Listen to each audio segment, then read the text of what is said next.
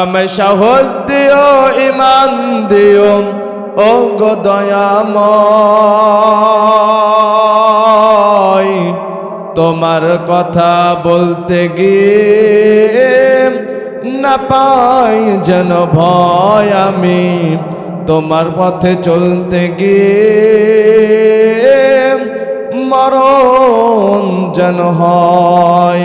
আল্লাহ রব্বুল আলামিন দুনিয়ার ভিতরে মানুষদেরকে পাঠিয়েছিলেন, আর দুনিয়ার মানুষদেরকে বলে দিলেন, হে দুনিয়ার মানুষ, তোমরা জেনে রাখো আমি আল্লাহ তোমাদেরকে আমি দুনিয়াতে হয়তো অযথা পাঠাই নাই। আমি রব্বুল ইজ্জত তোমাদেরকে দুনিয়া পাঠাইছি রে মানুষ। আমি রব্বুল ইজ্জত ওয়াল জালাল আমি মানুষদেরকে পাঠিয়েছি। ওয়ামা খালাকতুল জিন্না ওয়াল ইনসা ইল্লা লিয়াবুদুন।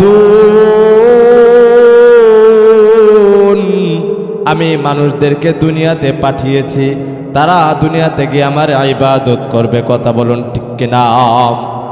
প্রিয় উপস্থিতি, যদি একটু লক্ষ্য করে দেখেন, আল্লাহ রব্বুল ইজ্জত ওয়াল জালাল আমাদেরকে দুনিয়াতে পাঠানোর পরে যে আমরা ইবাদত করব, এই ইবাদত করার আগে আমরা ইবাদত করার আমাদের পৃথিবীর ভিতরে অনেক মানুষ আছে, অনেক হাজী সাহেব আছে, অনেক ইমানদার ব্যক্তিরা আছে, যারা অনেক নামাজওয়ালা ব্যক্তিরা আছে, দানশীল ব্যক্তিরা আছে, যারা কিনা প্রতিদিন নামাজ পড়ে, রোজা রাখে, দান করে, সদকা করে, হজ করে। কিন্তু দেখা যায় ওই মানুষদের ভিতরে ঈমান না থাকার কারণে ওই মানুষগুলো গুনাহ থেকে ফিরে আসে না। ঠিক ততরূপ ভাবে রব্বুল ইজ্জত ওয়াল জালাল বলে দিলেন, দুনিয়ার মানুষ তোমরা মনে রাখবা, আমানার রাসূল বিমা উনজিলা ইলাইহি মির রাব্বিহি ওয়াল মুমিনুন। আমার রাসূলের মাধ্যমে যে জিনিসগুলো, যে মেসেজগুলো, বার্তাগুলো আমি তোমাদের কাছে দিলাম, এর উপর তোমাদেরকে বিশ্বাস স্থাপন করতে হবে। কি কি বিষয়ে তোমাদেরকে স্থাপন করতে হবে? এক নাম্বার হলো কুল্লুন আমানা বিল্লাহ, ওই রবের প্রতি আমাদেরকে ঈমান আনতে হবে। ও দুনিয়ার মানুষ, ঈমানটা কি আমরা যদি একটু লক্ষ্য করে দেখি, এক জামানার ভিতরে হযরত মুহাম্মদুর রাসূলুল্লাহ সাল্লাল্লাহু আলাইহি ওয়াসাল্লাম জামানার মধ্যে এক সাহাবী ছিল। এই সাহাবীটি ছিল হিন্দু। তার বাবা দুনিয়ার সেই জামানার ভিতরে অর্থশীল ছিল, বড় লোক ছিল, এবং কি তাদের ক্ষমতাওয়ালাও তারা ছিল। এই কাফের ছেলেটা কি করত? নবীজি সাল্লাল্লাহু আলাইহি ওয়াসাল্লাম যখন কোরআন তেলাওয়াত করতেন, তখন এই ব্যক্তিটি, এই মুসআব, সে হলো নবীজি সাল্লাল্লাহু আলাইহি ওয়াসাল্লামের কোরআন তেলাওয়াত লুকিয়ে লুকিয়ে তিনি শুনতেন। নবীজি একদিন, দুই দিন, অনেক দিন খেয়াল করলেন। একদিন লক্ষ্য করে বললেন, হে মুসআব, আমি তোমাকে চিনি রে মুসআব, তুমি আমার কাছে এসো। মুসআব তখন কাছে আসলেন, নবীকে বললেন, ওগো নবী, আপনি আমাকে কিভাবে চিনেন? নবী বললেন, হে মুসআব, আমি তোমাকে শুধু চিনি না, তোমার বাবা যে এই এলাকার ভিতরে একটি অর্থবান লোক, অর্থশীল বড় লোক, তুমি বড় পরিবারের ছেলে, এটাও আমি জানি। হে মুসআব, তুমি প্রতিদিন আমার কোরআন তেলাওয়াত লুকিয়ে লুকিয়ে শোনো, চুরি করে শোনো। আমি মুহাম্মদ তোমাকে দাওয়াত দিলাম, মুসআব তুমি চুরি করে আর কোরআন তেলাওয়াত শুনবা না রে মুসআব। আমি তোমাকে দাওয়াত দিলাম, আমি তোমার কাছে দাওয়াত দিলাম, তুমি লুকিয়ে লুকিয়ে চুরি করে কোরআন তেলাওয়াত না শুনে, মুসআব তুমি আমার সামনে এসে আমি কোরআন তেলাওয়াত করবো, তুমি শুনবে। বলেন আল্লাহু আকবার। প্রিয় উপস্থিতি, যদি একটু লক্ষ্য করে দেখেন, মুসআব তার অনুরোধে যখন নবীজি এই কথা বললেন, মুসআব বললেন, নবীজি আপনার কথা আমি রাখলাম, আমি আর চুরি করে আর কোরআন তেলাওয়াত শুনবো না, আপনার সামনে এসে আমি কোরআন তেলাওয়াত শুনবো। মুসআবকে বললে, হে মুসআব, তোমাকে আমি আরেকটি দাওয়াত দিলাম। মুসআব, তুমি আর ইহুদি নাসারার ওই তুমি ধর্মের ভিতরে থাকো না। ইন্নাদ-দীনা ইনদাল্লাহিল ইসলাম, আল্লাহ তাআলার কাছে মনোনয়নপ্রাপ্ত এবং পছন্দনীয় যে ধর্মটা হলো ইসলাম, এই ধর্মে তুমি শামিল হও, তুমি হলো ঈমান আনো, কালিমা পড়ে মুসলমান হয়ে যাও। নবীজি যখন দাওয়াত দেওয়া শুরু করলেন, দাওয়াত দিলেন, মুসাবের অটোমেটিক তার জবান দিয়ে বের হয়ে গেল, গো রবি আমি মুসাব, আমি কালিমা পড়ে মুসলমান হয়ে যেতে চাই। নবী আমাকে দ্রুত দ্রুত কালিমা পড়ান, নবী আমি আপনার হাতে হাত রেখে মুসলমান হতে চাই। বলেন না সুবহানাল্লাহ। প্রিয় মুসল্লি কেরাম, যদি একটু লক্ষ্য করে দেখেন, মুসাব নবী সাল্লাল্লাহু আলাইহি ওয়াসাল্লামের হাতে হাত রেখে কালিমা পড়ে মুসলমান হয়ে গেলেন। মুসাবকে কালিমা পড়ানোর আগে নবীজি বললেন, ওগো মুসাব, তুমি যে মুসলমান হয়েছো, এই মুসলমানিত্ব রাখার জন্য তোমার গায়ে যে পোশাকটি আছে, রাজকীয় পোশাক আছে, এই পোশাকটি হয়তো আর থাকবে না রে মুসাব। শুধু তাই না রে মুসাব, তোমার বাবা যে অট্টালিকা আছে, জমি জিরাত আছে, অর্থ আছে, এই অর্থ থেকে তুমি বঞ্চিত হয়ে যাবা। এ মুসাব, তোমার বাবা মার সম্পর্ক থেকে তুমি ছিন্ন হয়ে যাবা। মুসাব, তারপরেও কি তুমি এই কালেমা গ্রহণ করতে চাও? মুসাব বললেন, নবী আমি তারপরেও আমি রবের দিন ইনদাল্লাহিল ইসলাম, আল্লাহ তাআলার পছন্দনীয় ধর্ম হলো ইসলাম, এই ইসলামটি আমি গ্রহণ করতে চাই এবং ইসলাম অনুযায়ী আমার জীবনকে পরিচালনা করতে চাই। মুসাবকে কালিমা পড়ে দিল। মুসাব এবার নবীকে বললেন, ওগো নবী, আবু জেহেল, আবু লাহাব, উতবা, শাইবা তাদের ধর্ম যদি সবার সামনে প্রকাশ্যে যদি পরিচালনা করতে পারে, তারা যদি প্রকাশ্যে যদি প্রচার করতে পারে আল্লাহ তাআলার পছন্দনীয় ধর্ম হলো ইসলাম, ওগো নবী আপনার কাছে আমি অনুমতি চাই, ইন্নাদ্দিন ইনদাল্লাহিল ইসলাম, এই ধর্মটি আমি সবার সামনে প্রকাশ্যে আমি প্রচার করতে চাই। নবীজি বললেন, হে মুসাব, তুমি এখন এই কাজটি করো না। মুসাব বাড়িতে চলে গেলেন। বাড়িতে যাওয়ার পরে তার মাকে ডাকলেন, ইয়া আম্মি, ইয়া আম্মি, হে আমার মা, কোথায় তুমি, এদিকে আসো। মাকে ডাক দিয়ে বললেন, ওগো মা, তুমি আমাকে গর্ভে ধারণ করেছো, তোমার গর্ভে আমি থেকেছি মা। ও মা, কিন্তু তোমার কাছে আমি একটি কথা আজকে সত্য কথা বলতে চাই। মাগো, আমি নবী মুহাম্মদের হাতে হাত রেখে কালিমা পড়ে মুসলমান হয়ে গেছি রে মা।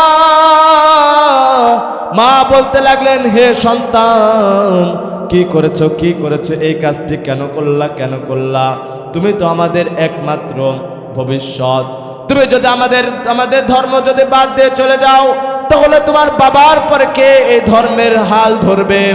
এই রাজকীয় জায়গাটা বসবে, এই সিংহাসনে বসবে, এই অর্থগুলো কে নেবে? ও সন্তান, নবী মুহাম্মদের কালেমা ছেড়ে ঈমান ছেড়ে দাও, আর তুমি আমাদের এই বাপদাদা যে ধর্মটি আছে এই ধর্মের লালন করো, এই ধর্মটি অনুকরণ করো। মুসাব ডাক দিয়ে বললেন, মাগো, যেহেতু আব্দুল্লাহ ছেলে নবী মুহাম্মদ, তার কালেমা পরে আমি একবার মুসলমান হয়ে গিয়েছি, ওগো মা, যতই চেষ্টা করো আমি নবী মুহাম্মদের কালিমা ছেড়ে দিতে পারবো না মা। এবার যদি লক্ষ্য করে দেখেন, তার বাবাকে বলা হলো, তার আত্মীয় স্বজন সবাই তাকে বোঝানো শুরু করলো, কিন্তু লক্ষ্য করে দেখা গেল সে তাকে যতই মানুষ বুঝায় না কেন, সে বুঝতে আর চায় না। তাকে বাড়ির ভিতরে চিকল দিয়ে আটকে রাখা হলো। 1 বছর ধরে তার বাড়ির ভিতরে আটকে রেখেছে। মুসআব রাদিয়াল্লাহু তাআলা আনহু যখন তার মা 1 বছর পরে তার চিকলটি যখন খুলে দিতে চান, এবার মুসআবকে জিজ্ঞেস করলেন, হে মুসআব, তোমাকে যদি তোমার চিকলটি যদি আমি খুলে দেই, তাহলে সর্বপ্রথম তুমি কোথায় যাবা? মুসআব এবার উত্তর করলেন, ওগো মা, তুমি আমার চিকলটি খুলতে দেরি করবা, আমি নবী মুহাম্মদের দরবারে যাইতে দেরি করব না। মাগো, তোমাকে আমি বলতে চাই, আমি নবীকে এত ভালোবাসি, এত মহাব্বত করি মা, জাহান্নামে যদি আমি আল্লাহ তাআলার এই দিনকে যদি আমি প্রতিষ্ঠা না করতে পারি, এই দিনকে যদি অনুকরণ না করতে পারি, আমি যদি ঈমানওয়ালা না হতে পারি, তাহলে কাল হাসরের মাঠে আমাকে জাহান্নামের আগুনের ভিতরে পুরাবে। ওগো মা, আমি পড়তে চাই না। তুমি হয়তো দুনিয়ার ভিতরে আমাকে সমস্ত বিপদ আপদ থেকে বাঁচাবে, কিন্তু মাকে কাল হাসরের মাঠে আমাকে জাহান্নামের আগুন থেকে বাঁচাতে পারবে না। তাই আমি চিন্তা করেছি এই ধর্ম আজ ছাড়বো না। প্রিয় মুসল্লি কিরাম, যদি একটু লক্ষ্য করে দেখেন, সেই সময় এই মুসআব রাদিয়াল্লাহু তাআলা আনহু নবীর কাছে গেলেন, নবীকে বললেন, ওগো নবী আমি আপনার কাছে থাকতে চাই। নবী বললেন, হে মুসআব তুমি যদি আমার কাছে থাকো তাহলে তোমার পিতামাতা এসে তোমাকে নিয়ে যাবে, আবার অত্যাচার শুরু হয়ে যাবে। হে মুসআব তুমি একটি কাজ করো, তুমি হলো সফর করে তুমি হলো কি করো, এই সফরে তুমি মদিনায় চলে যাও। মদিনায় চলে গেলেন মুসআব।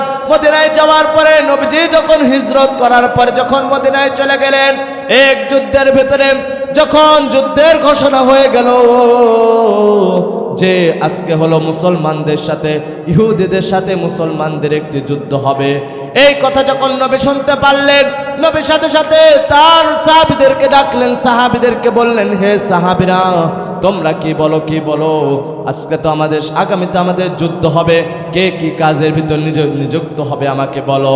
খুঁজে দেখা গেল সবাইকে একসাথে দাঁড় করানো হলো। দাঁড় করে যে কালিমার ঝান্ডাটি ছিল, রাসূলুল্লাহ পাক সাল্লাল্লাহু আলাইহি ওয়াসাল্লাম চিন্তা করলেন এই কালিমার ঝান্ডাটি কার হাতে দেওয়া যায়। খুঁজে দেখা গেল পছন্দ হলো, সবার নিযুক্ত করে দিলেন।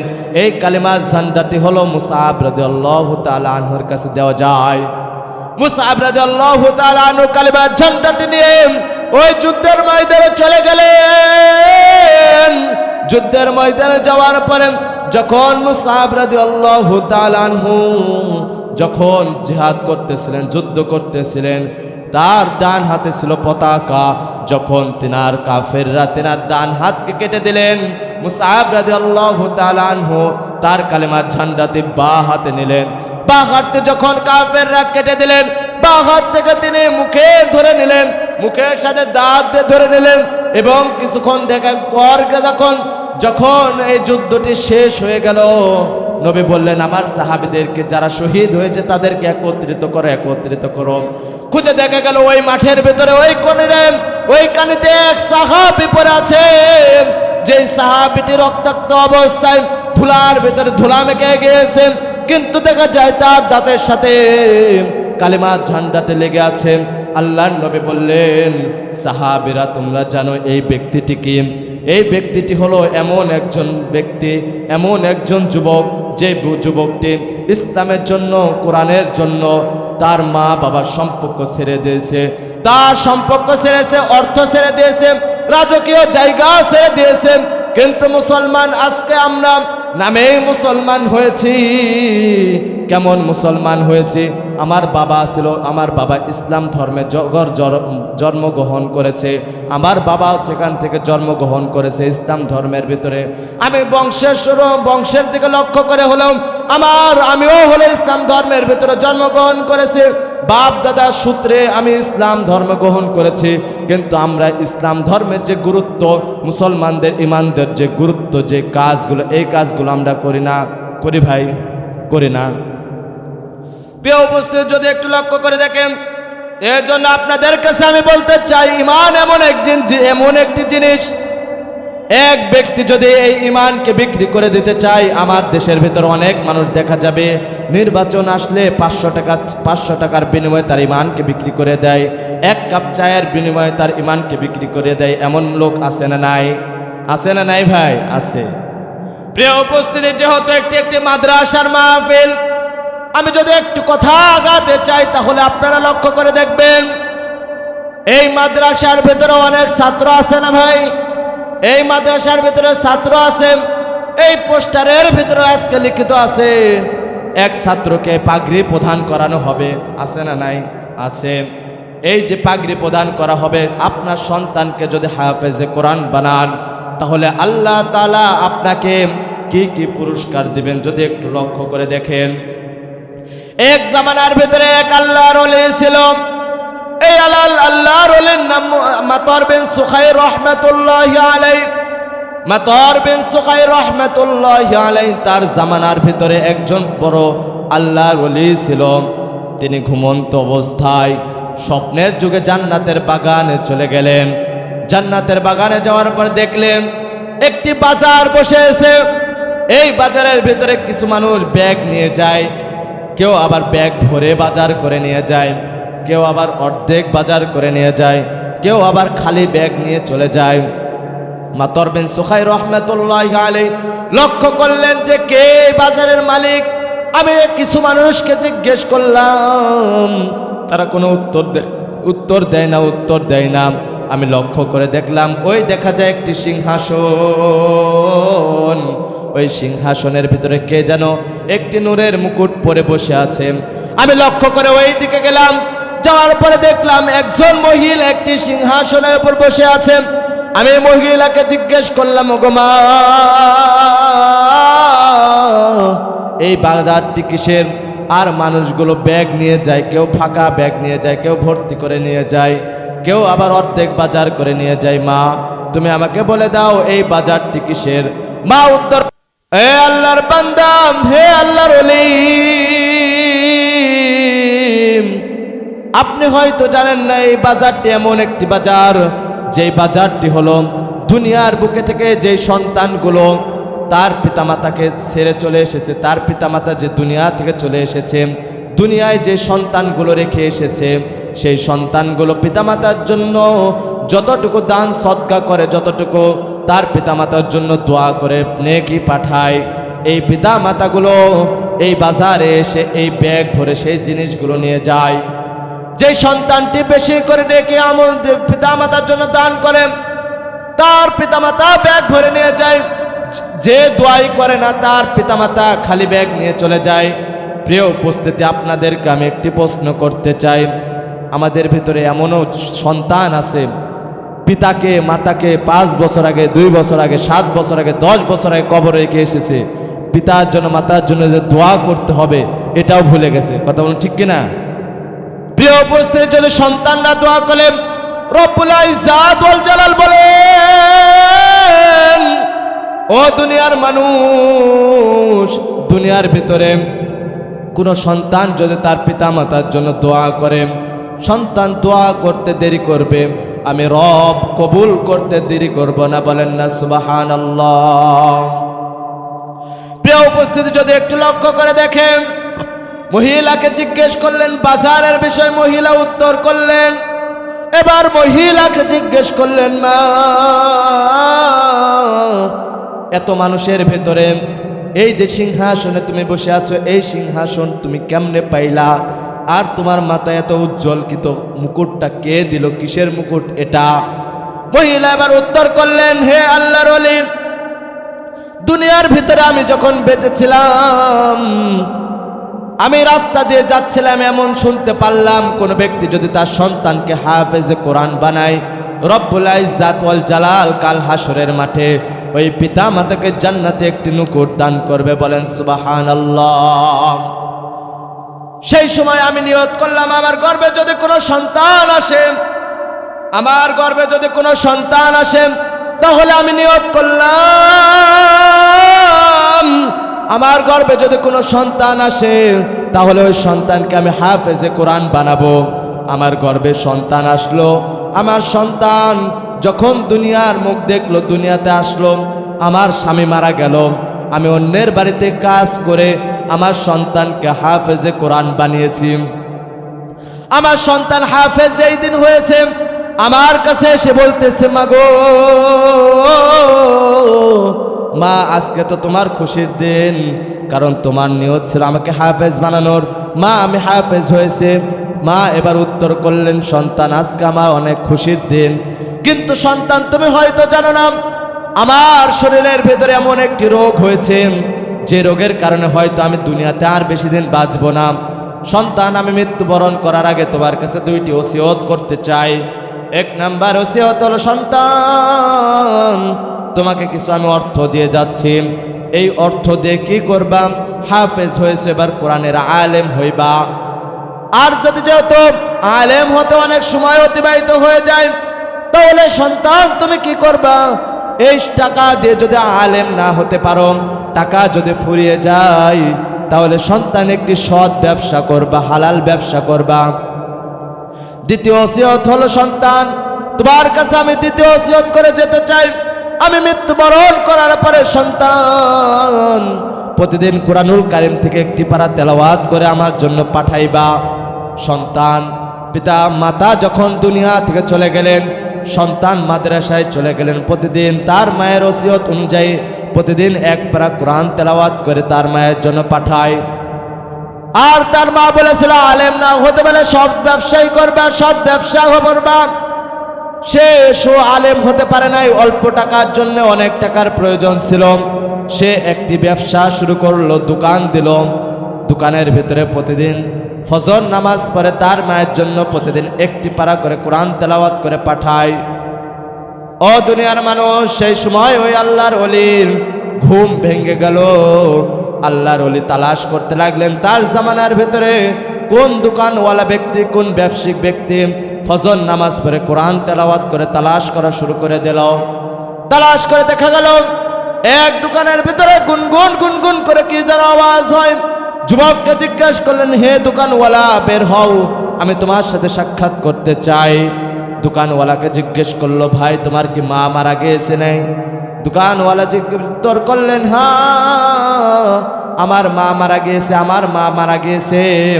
আল্লাহর ওলি উত্তর করলেন, ওগো ভাই, আমি তোমার মায়ের সাথে স্বপ্নের যুগে আমার সাথে সাক্ষাৎ হয়েছিল। আমি তোমার মায়েকে জিজ্ঞেস করলাম, তোমার মা যে তোমাকে হাফেজ বানিয়েছে, যার কারণে রব্বুল ইজ্জাত ওয়াল জালাল তোমার মাকে জান্নাতে একটি মুকুট দান করছেন। বলেন সুবহানাল্লাহ। শুধু মুকুট দান করে নাই, তোমার মাকে একটি সিংহাসন দান করেছে। বলেন না সুবহানাল্লাহ। তাহলে বলুন তো দেখি, আমাদের সন্তানদেরকে হাফেজ বানানোর দরকার আছে না নাই? আছে না নাই ভাই? আছে।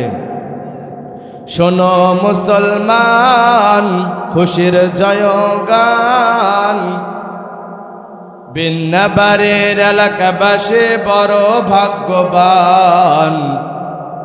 মাদ্রাসা মহিউসুন্নাহ তাদের অবদান। শোনো মুসলমান, খুশির জয়গান, হাজীবাজারের এলাকাবাসী বড় ভাগ্যবান। মাদ্রাসা মহিউসুন্নাহ তাদের অবদান। আসলো যারা এই বাগানে সবাইকে আহলান, আসলো যারা এই বাগানে সবাইকে আহলান। শোনো মুসলমান, খুশির জয়গান, বিন্নাবাড়ির এলাকাবাসী বড় ভাগ্যবান। মাদ্রাসা মহিউসুন্নাহ তাদের অবদান। শোনো মুসলমান, খুশির জয়গান, হাজীবাজারের এলাকাবাসী বড় ভাগ্যবান। মাদ্রাসা মহিউসুন্নাহ তাদের অবদান। বলেন না আল্লাহু আকবার।